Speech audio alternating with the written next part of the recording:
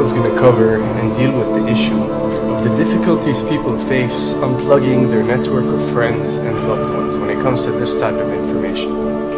I get emails all the time from viewers and subscribers complaining that they find a high level of difficulty in communicating this type of information and this type of what people call conspiracy to their network of friends. They tell me how people reject this information, people fight it, people laugh at you, people call you crazy, call you names. And this is very common when it comes to this type of thinking and this type of knowledge, and I faced it. I assure you that everyone else who've delved into this realm of research has faced it.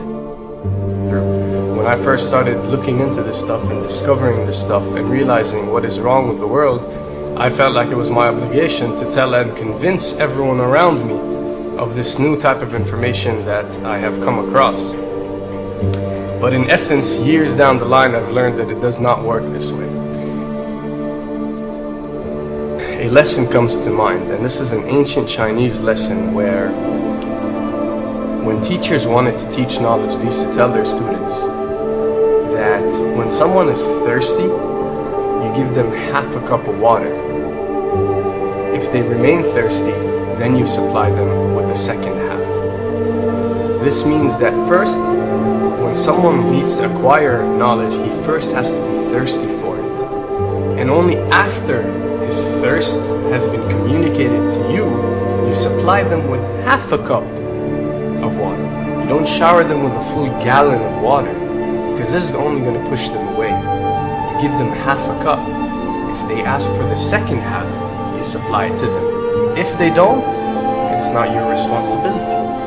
They will sooner or later in their lives. The best way for people to see and change their way of thinking is for them to experience the change, is for them to see and research this knowledge rather than someone telling it to them. So if you do care about someone, or if you do want to share this information, you got to be very subtle. You got to do it in a smart way, and you got to bring the person in. You know, ask them questions instead of supplying the answers.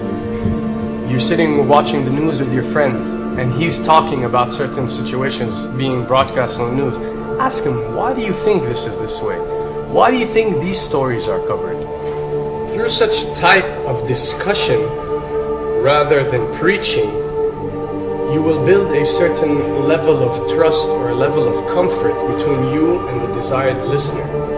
And this can help you now to take it to the next step, which is to facilitate ways for him or her to achieve or receive the knowledge that you find valuable. Then the ones who are ready to see and the ones who are ready to be unplugged will do so.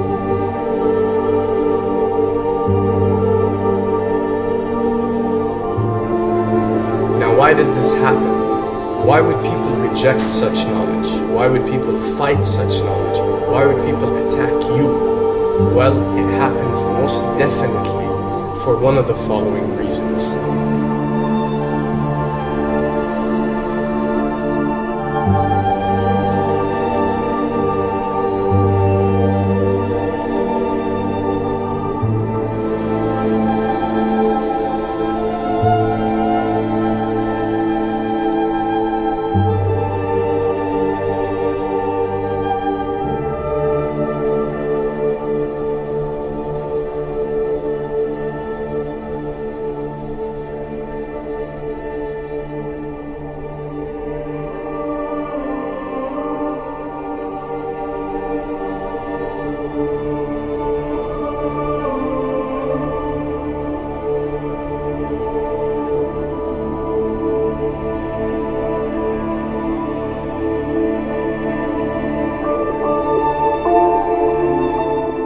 Have to understand, most of these people are not ready to be unplugged.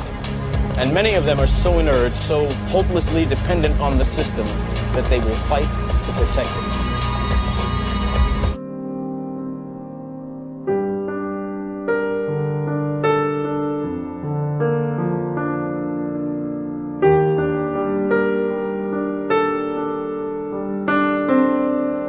The greatest hypnotist on planet Earth is a oblong box in the corner of the room. It is constantly telling us what to believe is real.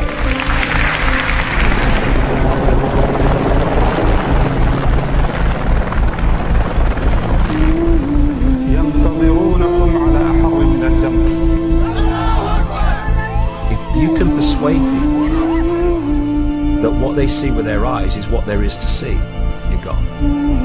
Because they'll laugh in the face of an explanation that portrays the bigger picture of what's happening. And they have. Fox noise today actually suggests the fires may have been started by Al-Qaeda. An FBI memo from late in June of this year is popping up this morning, and it's ominous.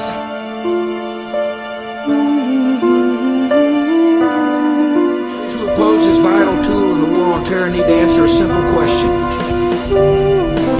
Which of the attacks I have just described would they prefer we had not stopped?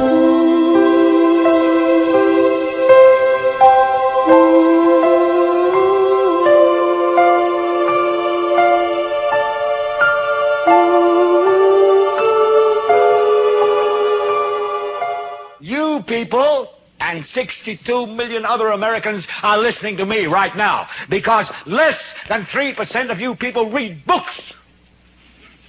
Because less than 15% of you read newspapers. Because the only truth you know is what you get over this tube. Right now, there is an entire generation that never knew anything that didn't come out of this tube.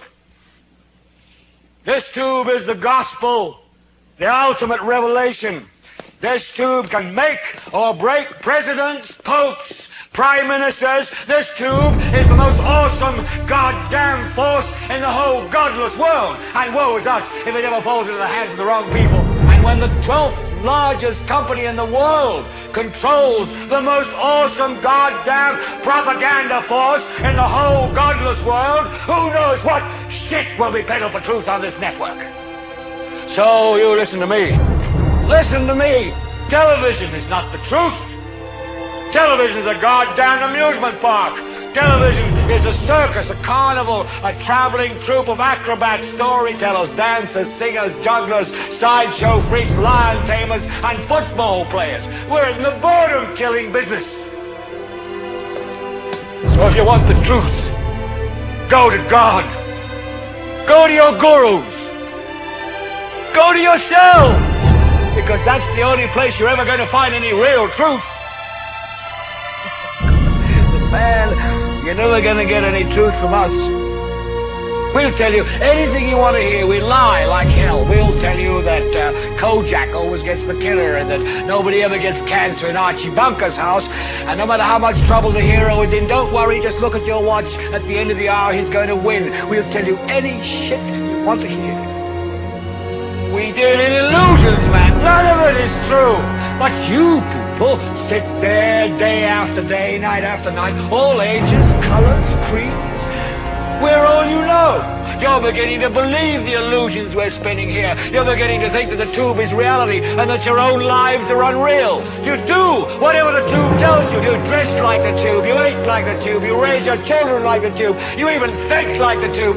This is mass madness, you maniacs. In God's name, you people are the real thing. We are the illusion. So turn off your television sets. Turn them off now. Turn them off right now. Turn them off and leave them off. Turn them off right in the middle of the sentence I'm speaking to you now. Turn them off.